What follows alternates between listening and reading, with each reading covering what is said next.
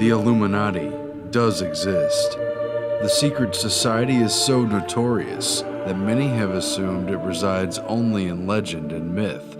But it was in fact founded on May 1st, 1776, in the heart of Bavaria, Germany.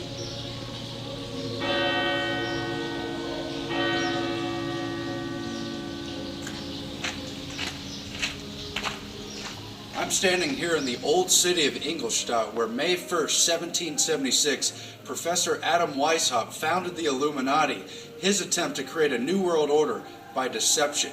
It wasn't through armies that Adam Weishaupt planned to take over existing governments. Instead, he wanted to use his secret societies in the Illuminati system and infiltrate the existing societal structures. That meant the secret societies as well as the governments around the Western world.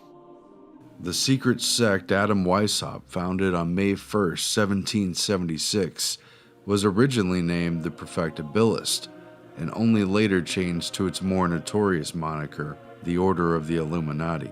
Weishaupt was orphaned as a small child and adopted by his godfather, Baron von Eichstätt. The noble privileges of Eichstätt provided Weishaupt with access to a private library of more than 4,200 books, where he became a lover of knowledge, delved into the occult, and became intimately familiar with the liberal readings cropping up in the Age of Enlightenment, of reason, of science, and the ideas of thinking men challenging the grip of monarchs and of the Catholic Church. So we're overlooking a model of the city of Ingolstadt, where Adam Weishaupt started the Illuminati at the University of Ingolstadt. He wanted to use his secret society system to overthrow existing governments and existing religions, especially monarchy. Instead, he wanted the learned men of universities with the ancient values and the ancient understanding passed down from societies like Egypt and Babylon to rule the world using the pagan values of the old system instead of the oppressive religious regimes and the oppressive monarchies that were in existence in Europe at the time. As he came of age, Eichstätt provided Adam Weishaupt with a path towards becoming a professor at the University of Ingolstadt, and soon after placing him in a position to replace the withering curriculum of the Jesuits with the radical teachings of this new age within which he was to become such a significant figure. This is the entrance to the University of Ingolstadt, the old university where Adam Weishaupt set up the Illuminati and his secret society to take over the world, overthrow existing governments and religions, and create a true new world order based on wise men, old learned practices from ancient regimes, and a pagan religion that didn't worship God but worshiped the laws of man and of reason. All the stuff that came out of the Age of Enlightenment. The name Perfectibilist underpinned the long-term esoteric aim of evolving and perfecting mankind, ultimately ascending to a position where man is God. Towards that aim, the Illuminati set out to upend and completely reorder society, which kept kings and princes, popes and emperors of the 18th century awake at night. His New World Order system was not through armed forces and might, but through education and propaganda and changing things from within by deception. Well, ladies and gentlemen, good evening. My name is Adam Weishaupt and I founded 1776 the Illuminati here in Ingolstadt. Versammlung ist gedeckt. Lieber Bruder Zensor, es ist nicht genug damit, dass die Versammlung gedeckt sei. Macht den Anfang eurer Verrichtung. You see, there are a lot of legends, a lot of stories about the Illuminati here in Ingolstadt. Dieser Martin Luther, damals noch Augustinermönch, er war mit den Zuständen in der katholischen Kirche so ganz und gar nicht zufrieden. We'd like to show the historic background of the original Illuminati founded here in Ingolstadt. Adam Weishaupt founded the original Bavarian Illuminati, a secret order he founded here around the University of Ingolstadt, and in the beginning it was a pure opposition against powerful Jesuits. They had a very strong, a very important role here at the Ingolstadt University. Of course, they were trying to keep the power for the church. They were trying to avoid the modern science. They didn't allow the modern science to be taught at the Ingolstadt University. And Adam Weishaupt, he wanted, in the age of enlightenment, he wanted to read everything, to teach everything. At the beginning it was only more a club of young students, but later on he developed a couple of other aims, a couple of other goals. Of the zealous members of the Lodge Theodore, the most conspicuous was Dr. Adam Weishaupt, professor of canon law at the University of Ingolstadt. This person had been educated among the Jesuits, but the abolition of their order made him change his views, and for being their pupil, he became their most bitter enemy. He had acquired a high reputation in his profession, and was attended not only by those intended for the practice in the law courts, but also by the young gentlemen at large in their course of general education. And he brought numbers from the neighboring states to this university. He embraced with great keenness this opportunity of spreading the favorite doctrines of the Lodge. Behind the scenes, powerful people like Mayer Amschel Rothschild were involved in founding the Bavarian Illuminati, while important, titled, and lettered men composed its membership. It claimed to work in secret, only because it couldn't work out in the open. The object of the Illuminati, while it remained elusive, was nothing short of a universal revolution set in motion by a, quote, invisible government of initiated agents of influence.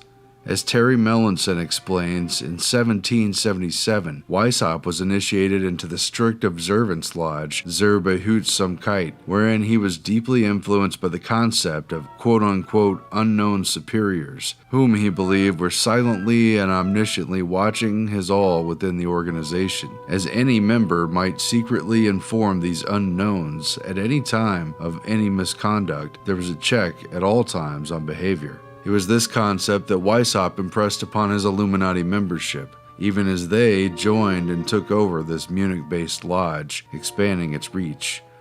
Meanwhile, other strict observance Freemasons would be drawn into this secret order as well, most notably Baron von Knigge. His elite connections within Freemasonry, and in particular the German court of Hesse-Kassel, connected Weishaupt's core group with prominent and influential figures throughout the upper classes. Thus, through recruitment and organizational efforts spurred by Knigge, Weishaupt's initiates grew to number several thousand, allowing he and his most trusted associates to virtually take over Freemasonry from within. The Bavarian Illuminati used Masonry and other competing secret society lodges as an engine to conceal its inner membership and project its agenda into already powerful circles. As Terry Melanson notes, it became apparent that virtually every court, council, and duchy of Europe had been infiltrated by, quote, men of all stations who were secretly sworn to the notorious order. It became increasingly apparent that their secret doctrines were met with serious intent, as well as the means to carry out their plans. According to Masonic scholar Albert Mackey, as well as Melanson, in 1782, the most important Masonic Congress of the entire 18th century was held over the course of some 2.5 months on the grounds of Wilhelmsbad, on the property of William IX of Hesse-Kassel, whose financial overseer was Mayer Amschel Rothschild. Here, in 1782, at the site of a spa and castle ruins which included a large stone pyramid, was a contentious meeting of conflicting opinions, which resulted in the end of dominance for the strict observance model of Freemasonry and the beginning of dominance for a near-total takeover of Freemasonry by the Illuminati, under the skillful influence of Knigge and by proxy Weishaupt. I am now arrived at what I should call the great epoch of cosmopolitanism, the scheme communicated to Baron Knigge by the Marchese di Costanza. This obliges me to mention a remarkable lodge of the eclectic masonry, erected at Munich in Bavaria in 1775 under the worshipful master, Professor Bader. It was called the Lodge Theodore of Good Counsel. It had its constitutional patent from the Royal York in Berlin, but it formed a particular system of its own, by instructions from the Loge des Chevaliers Beneficents at Lyons, with which it kept up a correspondence. This respect to the lodge at Lyon had arisen from the preponderance acquired in general by the French party in the convention at Wilhelmsbad. the deputies of the Mosaic Lodges, as well as the remains of the Templars and Stricton Observants, all looking up to this as the mother lodge of what they called the Grand Orient de la France, consisting in 1782 of 266 improved lodges. A number of high-ranking and notable members joined the Illuminati as a result of this conference, including Johann Joachim Christoph Bode, who would later succeed Weishaupt and spread Illuminism into France in time to provoke the revolution there. A dissenting member of this Wilhelmsbad conference, nonetheless confined to secrecy, reportedly walked away warning with horror about the quote tragic secrets he carried. I will not confide them to you. I can only tell you that all this is very much more serious than you think. The conspiracy which is being woven is so well thought out that it will be, so to speak, impossible for the monarchy and the church to escape from it. So, what happened at this 1782 meeting was actually genius on the part of the Illuminati provocateurs, and the reason they still get so much of the street cred still today. At first, it seemed like an extraneous detail in the story. The strict observance lodge system fell apart and lost its power in a vacuum that Weishaupt's network filled. But the Illuminati liked many aspects of the strict observance, especially the idea of a panopticon within the order's structure. There was always someone watching, observing, and supervising from the shadows, but those carrying out the orders never knew from whence the authority came. Likewise, Weishaupt drew many of his tactics from the Jesuits, who were his ideological enemies and whom he and his peers had seized power from in a coup. The Illuminati stole and borrowed from the Jesuits' playbook for covert action and put the subtle art into practice. Strict observance fell out of favor because the adepts of other diverse lodges weren't comfortable with the hardcore tenets that Weishaupt had already personally internalized and sworn to. This allowed Weishaupt's Illuminati to control the network of differing lodge traditions through eclecticism and cosmopolitanism. I'm standing in the old city of Munich, not far from where Adam Weishaupt's headquarters for the Illuminati was found. It was the Lodge Theodore, also known as the Lodge St. Theodore Albon Council. Now that lodge is nowhere to be found on the internet, although we know it's here somewhere in the old city. A lot of that old city was destroyed in World War II. The Lodge Theodore was the place where the above-mentioned doctrines were most zealously propagated, but Weishaupt's emissaries had already procured the adherence of many other lodges. The eclectic masonry had been brought into vogue chiefly by their exertions at the Wilhelmsbad Convention. The Lodge Theodore was perhaps less guarded in its proceedings, for it became remarkable for the very bold sentiments in politics and religion, which were frequently uttered in their harangues, and its members were noted for their zeal in making proselytes. Many bitter pasquinades, satires, and other offensive pamphlets were in secret circulation, and even larger works of very dangerous tendency, and several of them were traced to that lodge. So Adam Weishaupt used his Illuminati to come to power through the existing structures. The members of the Illuminati would infiltrate Freemasonry and join their ranks. Eventually, even the degrees of the Illuminati were adopted in many of the Freemason chapters throughout Europe. More mystical lodges didn't want to perform rites for Knights Templar rituals, just for instance. But that was fine. Adopt the first 3 degrees of Masonry, which Weishaupt and Carnegie had re-established, and each lodge could decide which, if any of the higher degrees, they would include. When this plays out, each node in the network gets to wear the colors that it likes and blend in with the locals the way it sees fit. Thus, the face of this secret order is that much harder to recognize. The order, then, can be attached to everything and nothing, a leviathan. It is no surprise that the traces of its existence have resurfaced under perhaps a couple hundred different groups, all pivotal in their time and place, perfectly positioned to affect key changes in the ongoing narrative of global social change and world revolution.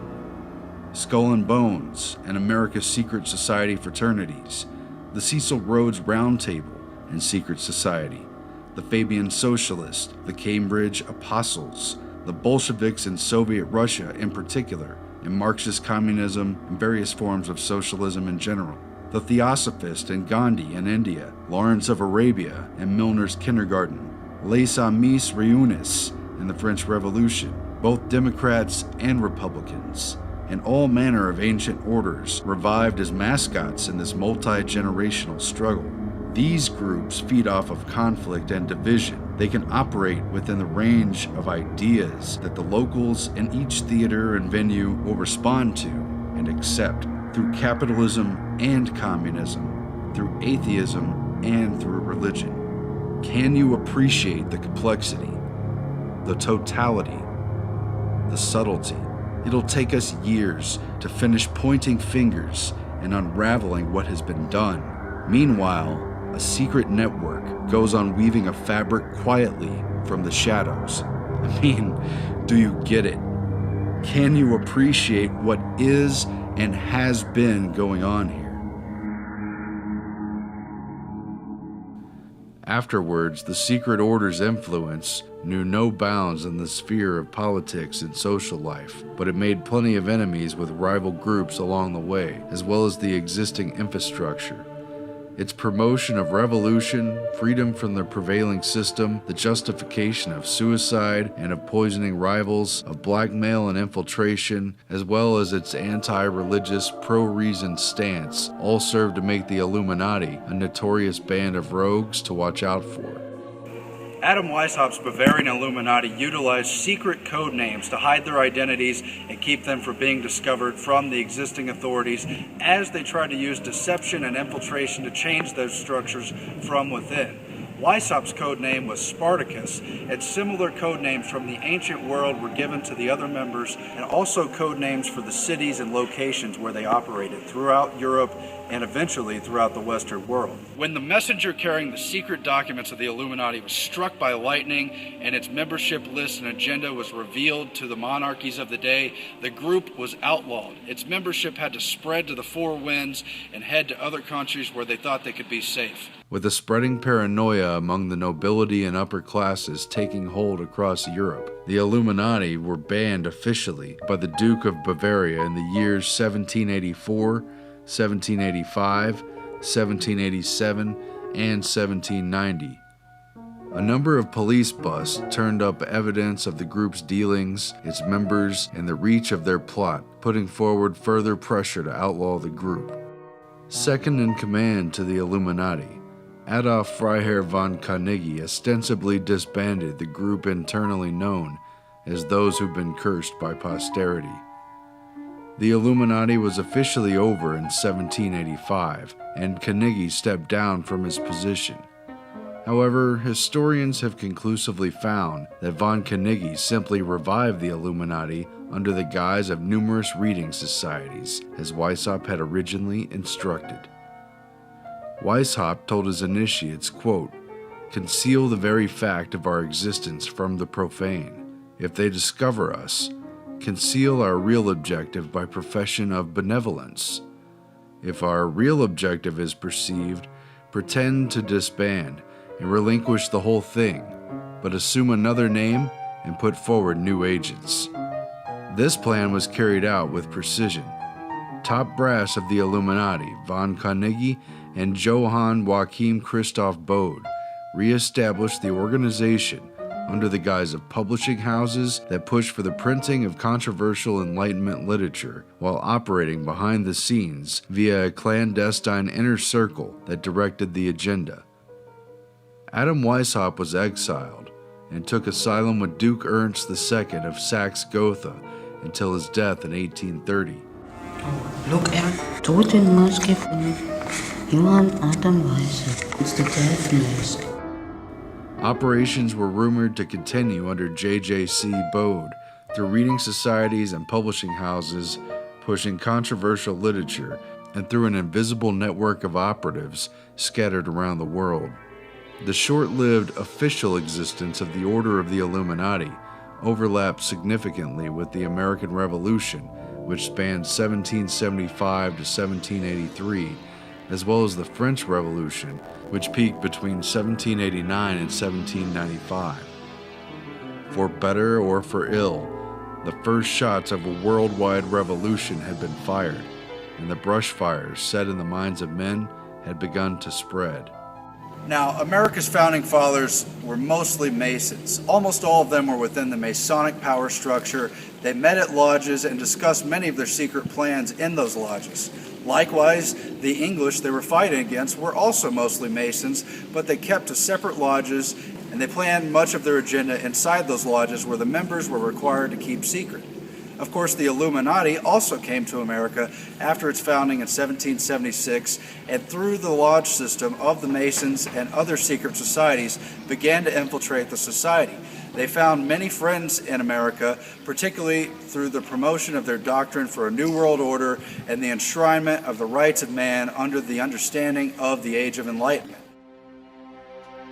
By 1796, things had taken root.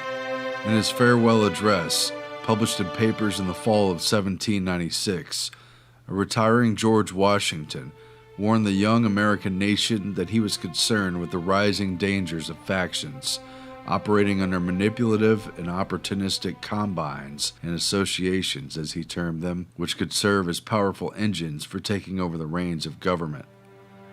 All obstructions to the execution of the laws, all combinations and associations under whatever plausible character, with the real design to direct, control, counteract, or all the regular deliberation and action of the constituted authorities, are destructive of this fundamental principle and a fatal tendency. They serve to organize faction, to give it an artificial and extraordinary force, to put in the place of the delegated will of the nation, the will of a party, often a small but artful and enterprising minority of the community, and according to the alternate triumphs of different parties, to snake the public administration, the mirror of the ill-concerted and the incongruous projects of faction, rather than the organ of consistent and wholesome plans, digested by common councils and modified by mutual interest.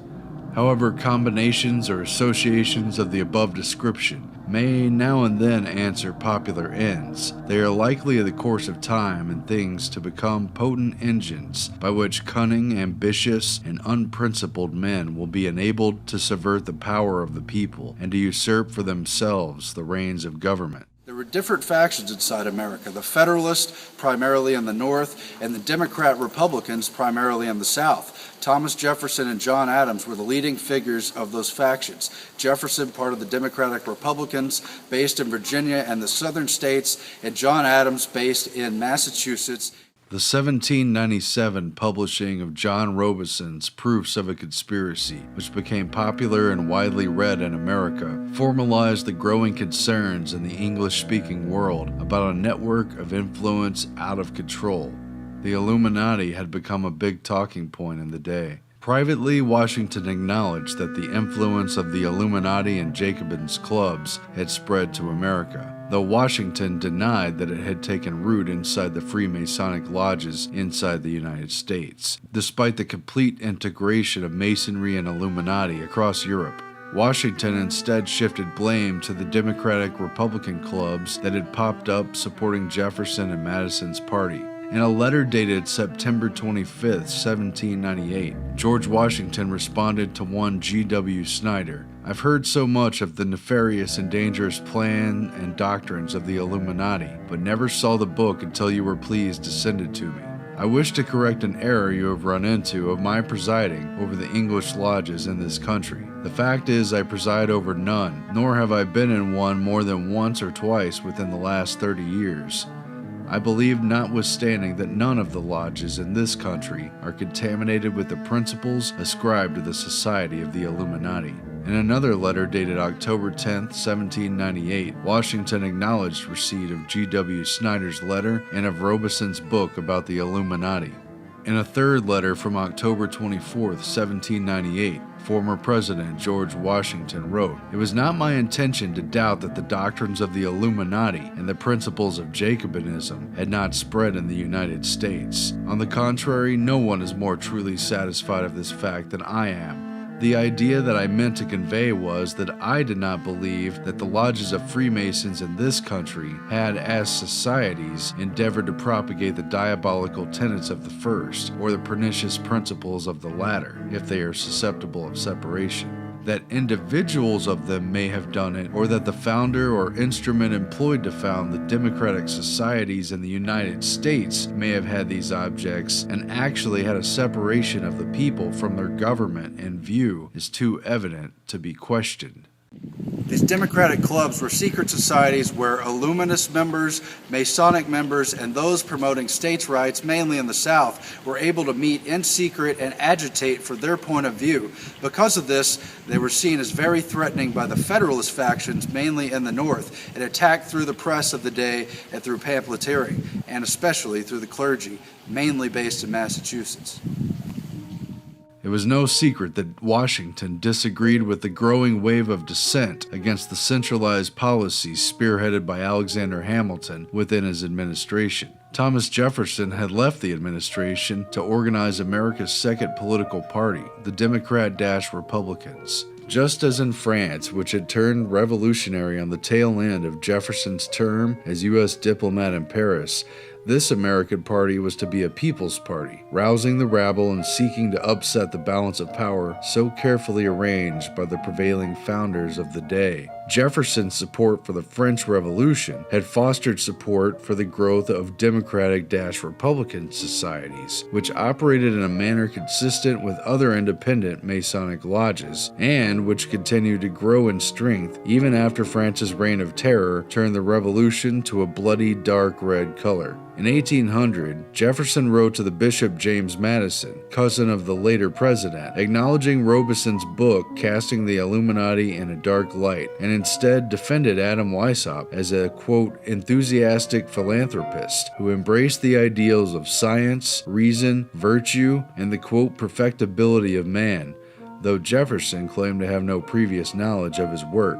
I have lately, by accident, got a sight of a single volume, the third, of Abbe Birrell's Anti-Social Conspiracy, which gives me the first idea I have ever had of what is meant by the Illuminatism against which Illuminate Morse, as he is now called, and his ecclesiastical and monarchical associates have been making such a hue and a cry. Birrell's own parts of the book are perfectly the ravings of a bedlamite, but he quotes largely from Weishaupt, whom he considers as the founder of what he calls the order. I will give you the idea I have formed from only an hour's reading of Birrell's quotations from him, which you may be sure are not the most favorable. Weishaupt seems to be an enthusiastic philanthropist. He is among those who believe in the indefinite perfectibility of man. He thinks he may in time be rendered so perfect that he will be able to govern himself in every circumstance, so as to injure none, to do all the good he can, to leave government no occasion to exercise their powers over him, and of course to render political government useless. This, you know, is Godwin's doctrine, and this is what Robeson, Birrell, and Morse had called a conspiracy against all government. Weishaupt believes that to promote this perfection of the human character was the object of Jesus Christ, that his intention was simply to reinstate natural religion, and by diffusing the light of his morality, to teach us to govern ourselves.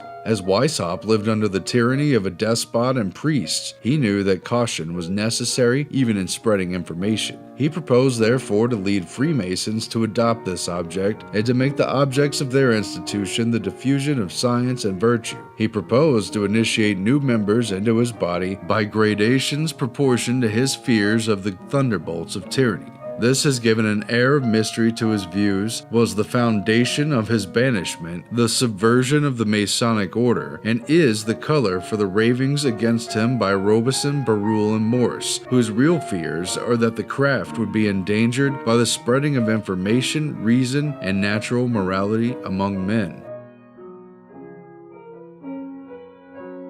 John Randolph, Bishop James Madison. Here George Washington, subsequently Chancellor of the College, received his surveyor's commission in 1749, Benjamin Franklin the honorary degree of Master of Arts in 1756, Thomas Jefferson in 1782 the degree of Doctor of Civil Law. Though Jefferson was a member of the Flat Hat Club secret society at the College of William and Mary as a young man, his connections to Masonry and the Illuminati have long been disputed, though he was often accused of being an Illuminatus. It is, however, a certainty that he interacted with numerous high-level figures in France believed to be connected with the Illuminati and whom he encountered during his time as a U.S. diplomat in Paris and as co-author of the draft of France's 1789 Declaration of the Rights of Man and of the Citizen. More than 20 years earlier, another suspected member of the Illuminati arrived on the shores of America with the help of Benjamin Franklin and, quote, just in time to spark off revolutionary thoughts. It was Thomas Paine. He immigrated from Britain in fall of 1774 and by January of 1776 published Common Sense, the pamphlet that stirred the British colonists in America to think of themselves as independent, to shirk off the reign of a distant king, and to form a free system of government for themselves. In other words, Thomas Paine, a professional propagandist, penned the narrative of the entire struggle of the American Revolution. Common Sense was an instant bestseller and long considered the most incendiary and popular pamphlet of the entire Revolutionary era. Paine held many posts during the war, but was fired from his post as Secretary of the Congressional Committee on Foreign Affairs in 1779 after he apparently alluded to secret negotiations with France in his writings. 2 years later, in 1781, Paine traveled to France and helped secure a $10 million loan for the Americans. Thereafter, he negotiated with the Bank of North America to arrange for the feeding and clothing of the army. That was the kind of clout that Paine held. Then, a few years later, the same year that the U.S. Constitution was formed in 1787, Thomas Paine traveled to Paris just in time to become embroiled in the nexus of the brewing French Revolution. Thomas Paine, one of the most important founding fathers both in the American Revolution and the French Revolution, was later revealed to be a member of the Illuminati. In America, his pamphlet Common Sense was widely distributed and credited as sparking the revolution through the pen, not through the sword. He inspired Thomas Jefferson and other Republicans to declare the rights of men and eventually fight for the Bill of Rights. Thomas Paine would also help the Cercle Social in the French Revolution to print their propaganda and their pamphlets to demand the overthrow of the monarchy and in particular Louis XIV and start a new form of government based on reason. His book, The Age of Reason, was written in France, and a document, The Rights of Man, would enshrine the attempt to rule in the Age of Enlightenment not by kings and not by churches, but by the wisdom of man. Much of it based on the old pagan systems, and all working towards what they considered to be a new world order, or a novus seclorum of the ages. Paine would go on to pen The Rights of Man, the radical treatise calling for republican government and the overthrow of monarchy in France, which was the equivalent of Common Sense in the American colonies, and which added significant fuel to the fire of the growing French Revolution. From his time in France from 1787 onward, Paine became best friends with and stayed in the home of Nicolas de Bonneville, the printer and publisher of Cercle Social, who was working to propagandize the masses and which doubled as an esoteric inner circle of French Illuminism and Masonry, in combination with the Les Amis Réunis Lodge, run by Savayette de Long, which housed the powerful Philaletes order. Now, Adam Weishaupt's Bavarian Illuminati had its biggest action in the French Revolution. They had a stronghold through a secret society known as the Cercle Social, which was also a printing press and a propaganda arm, and they took over the Jacobins and the other structures of existing French government. Its members counted at least 2,000. The membership list that was exposed proves this, and they were very high-level members, including barons, dukes, and other financiers of the day in all countries of Europe. They later infiltrated America, but their greatest work was in the French Revolution. That was the one they actually carried out to full plan. Now, while the French Revolution promoted many good ideas, such as freedom of speech, freedom of religion, mirroring that of the American Revolution, it was at the same time an artificial revolution. It wasn't from the people, it didn't come from the ground up. The Illuminati helped put the plan into action using secret societies and covert secret action planned more than a decade. In the summer of 1787, Johann Joachim Christoph Bode, the apparent head of the Illuminati order after Weishaupt's exile, traveled to Paris and convinced both Les Amis Réunis and the Cercle Social to accept Illuminati dictates under a newly formed secret lodge known as the Philadelphes, which was in essence the French Illuminati. Thus, a who's who of pivotal players in the French Revolution were steered and led by key figures connected to the Illuminati, reaching as high as the Duc d'Orléans, General Lafayette, Mirabeau, and other leading figures connected to the Jacobins and Illuminist circles within revolutionary France. And it was only through deception, again artificially driving the revolution through some incited, planned, and staged events. One of the most significant staged and artificial events of the French Revolution that really drove it into its pivotal point and made it irreversible was known as the Great Fear. It took place just before the big revolution of 1789. This was a classic, deceptive, and Machiavellian tactic carried out by at least 5 key Illuminati members. They included Lafayette, the Duc d'Orléans, Nicolas Bonneville, who led the Cercle Social, as well as the Tassin brothers, who were both Illuminatists as well as bankers, and the financier Savalette, who was later part of the National Assembly. Their plan included hoarding wheat. This was the big move by Duc d'Orléans. He bought up a significant portion of wheat to keep food from the population and initiate a great fear. He exported it to nearby islands and kept it from the people. Then they paid for 400 to 500 soldiers who rode on horseback and carried, once again, forged letters from the king saying to burn down the other chateaus and that the king only wanted to keep his own chateaus. In doing so, they killed members of the clergy and other aristocrats who were considered the enemies of this French Revolution. But that wasn't the end of it. They used this great fear to tell the villagers they were in danger and needed to arm themselves. This led to forming local militias in numerous towns throughout the countryside.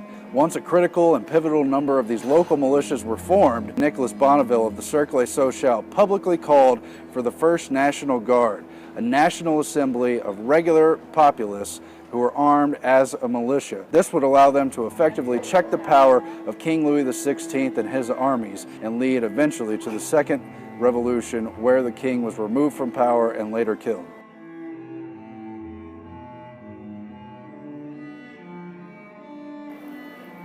Adam Weishaupt's Illuminati believed they were perfectibilists. They believed that man could perfect themselves, that in fact man was God. This was also written explicitly by Nicolas Bonneville in his seminal work L'Esprit des Religions, where he said simply, man is God. What else can it be? Man is everything. They believed they could perfect themselves, and by withering away the state, empower the individual, and through morality, mankind would heighten himself, not through religion, not through monarchs, and not through the state. This utopian dream was of course never accomplished, for good or for ill, but many of their important aims were, and their influence continues to this day.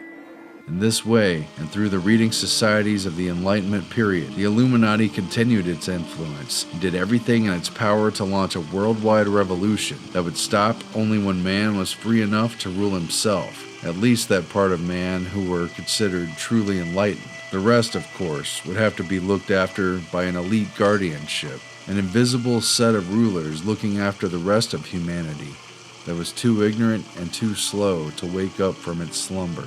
Now this statue right next to the old University of Ingolstadt where Weishaupt founded the Illuminati is the Marigoose, the birds of wisdom, which very much reflects their idea of ruling the world through wise men, through learned men who had studied the old pagan systems, the ancient regimes by the old systems of republicanism, such as seen in Rome.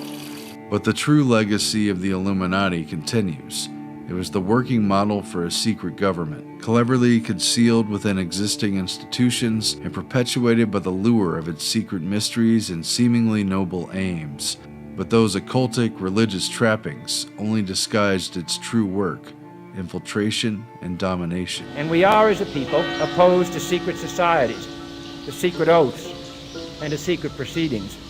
For we are opposed around the world by a monolithic and ruthless conspiracy that relies primarily on infiltration instead of invasion, on subversion instead of election. In the beginning of 1783, 4 professors were summoned before the court of inquiry in question. won their allegiance respecting the Order of the Illuminati. They acknowledged that they belonged to it, and when more closely examined, they related several circumstances of its constitution and principles. The order was said to abjure Christianity and to refuse admission into the higher degrees to all who adhered to any of the three confessions. Sensual pleasures were restored to the rank they held in the Epicurean philosophy. Self-murder was justified on Stoical principles. In the lodges, death was declared an eternal sleep. Patriotism and loyalty were called narrow-minded prejudices and incompatible with universal benevolence. Continual declamations were made on liberty and equality as the unalienable rights of man. The baneful influence of accumulated property was declared an insurmountable obstacle to the happiness of any nation whose chief laws were framed for its protection and increase. Nothing was so frequently discoursed as the propriety of employing for a good purpose the means which the wicked employed for evil purposes. It was taught that the preponderancy of good and the ultimate result consecrated every mean employed, and that wisdom and virtue consisted in properly determining this balance. This appeared big with danger, because it appeared that nothing would be scrupled at if we could make it appear that the order could derive advantage from it, because the great object of the order was held as superior to every consideration. They concluded by saying that the method of education made them all spies on each other and on all around them. But all this was denied by the Illuminati.